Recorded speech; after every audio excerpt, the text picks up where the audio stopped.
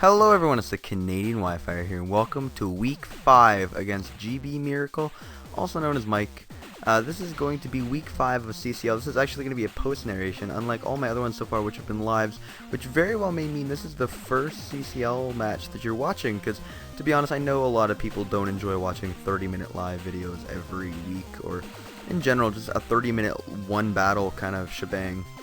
Not everyone's cup of tea. So if this is your first CCL match, let me real quick run down the season so far. My team, which will be on the screen real quick with the magic of video editing, it's actually quite strong. I basically just tried to make an OU team in a draft league, which worked out quite nicely, and at the very least, even if I have a poor matchup on any given week, I can pretty much bring an OU team, knowing what they will have, adjust my speed tiers accordingly, and you know, try to play my way to a victory. I will never take myself out of a game by bringing silly sets. That is my take on draft leagues, my very inexperienced take, as I've only played 5 games in my life, but who really cares? Went undefeated in my own division, 3-0 to start off the year. Ended up losing to the other undefeated person in the league, which was Gary. That was week 4 due to a bunch of misplays late. We both played really well, but I misplayed so many times. I gift wrapped the game for him in a nice little bow and package for Christmas.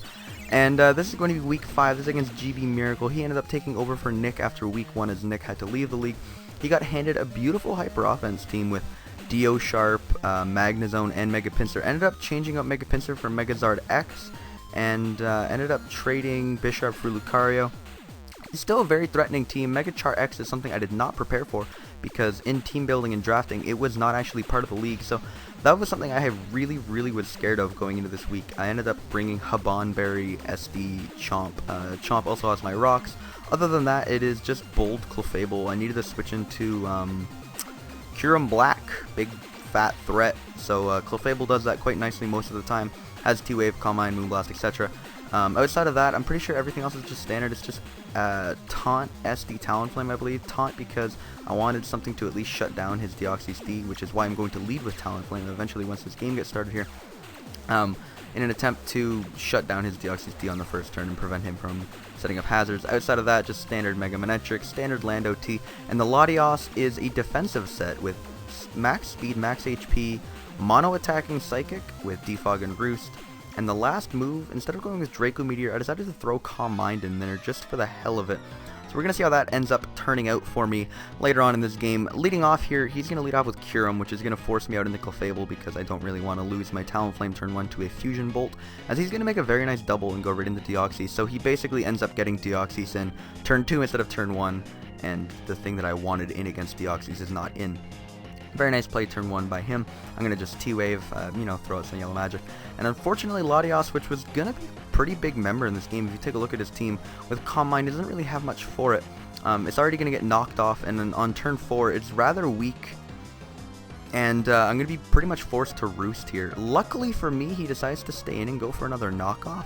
Not quite sure about that play. He definitely could have switched out and caught me on a recovering turn and got a free attack off, maybe with a Kyurem or whatever. But on this turn, I'm going to pull a double into Manectric, because if he wants to stay in a knockoff again, it's going to do basically no damage. And if he wants to switch, I basically get a free Mega off with my Manectric. And because I EV'd it specifically just to be faster than Charizard, I believe, I would like to get the Mega up first, or one of my priorities. Instead of clicking Volt Switch, I clicked Thunderbolt. It was a free Thunderbolt, to be fair, but what that forces me to do is switch into Kyurem as opposed to being in against the Kyurem. And unfortunately, he's going to crit freeze my Clefable here. Really unfortunate. Like, there's nothing I can really do. He ends up having Iron Head, which still does a respectable amount. I mean, I still could have if I wasn't frozen, T-Wave Soft Boiled would be able to win against that Kyurem one-on-one pretty much every single time. Unfortunately, I'm just going to sack my Clefable, because if it doesn't unthaw, it's pretty worthless to me, and it does not unthaw, unfortunately. So, I'm going to go to Landorus here. The smart man's play would have been to click U-turn, because he's most likely not going to be staying in. I calced Stone Edge, it doesn't quite kill. Superpower does kill from this range. I could just click Earthquake and get some guaranteed damage off on it, but I also carry Explosion. And my thought process at this point was, Kyurem is pretty much a massive threat. I really cannot afford to lose to Mike this week. So my safest play, sadly, is clicking Explosion, because I don't want to U-turn off the Kyurem, be forced to sack something else to Ice Beam, and then come back in, he'll switch. It's just, Explosion is safe kind of. Unfortunately, he makes the kind of, in hindsight, obvious play of switching out. And if I U-turned there, would have had Deoxys in an unfavorable position with switch advantage on my side of the field. Unfortunately, that's not what happens. I'm going to go to Latios here, though, because it gives me a free recover, at least, because I know his Deoxys can't touch me. He showed knockoff and Stealth Rock so far, so I'm not too scared. I'm going to go for a Calm Mind just to test the water, see what he's going to do. Go for Psychic on the Togekiss just because I want to check what kind of Togekiss it is. Whether I get T-Wave, whether I get Nasty Plot of the Pun. It would be nice to get some damage off on it. I end up getting a drop, which is either going to force him out or he wanted to switch to Celebi regardless. But I get Encored in, which is a very interesting thing to see, at the very least, on a Togekiss. And on top of that, I'm pretty lucky that I clicked Psychic because I got damage off on it. He goes out to Celebi. He's going to cure the paralysis off his DOD. That's absolutely fine by me as I end up going out into Talonflame. I'm going to double predicting his Magnezone to come in on my Talonflame, which he doesn't actually end up going to Magnezone, but what I need more than anything in the world right now is Stealth Rock. As you can see, his Charizard is still chilling, his Magnezone might have Sturdy, his Togekiss is at about 68 right now, and it would be very low after Stealth Rock, and his Kyurem Black is bulky as hell. But if I can chip away 25% every time it comes in, no longer as bulky. So getting up rocks for me, I don't care if he gets rocks up. Yes, Talonflame is weak to them, quite weak, but I don't actually need to switch that much the rest of the game. So whether he gets rocks up or not is absolutely fine by me, as rocks for me are crucial. He ends up showing Rest on his Deoxys, which is a very, very weird option, I guess you could say. He ends up revealing on top of that Rest Talk. So he is Rest Talk Stealth Rock knockoff, which means every turn that he stays in against this Latios is literally just costing him the game more and more. So what's going to end up happening here is I'm going to go for a second Calm Mind because it's absolutely free as hell. And at this point I can just flip to the replay onto Fast because there's very little he can do. He's going to take the turn to Encore me into Psychic to prevent me from setting up any more, or maybe in case he thought I was going to get greedy and go for +3, but that is not the case. I'm going to go for a Psychic on the Celebi.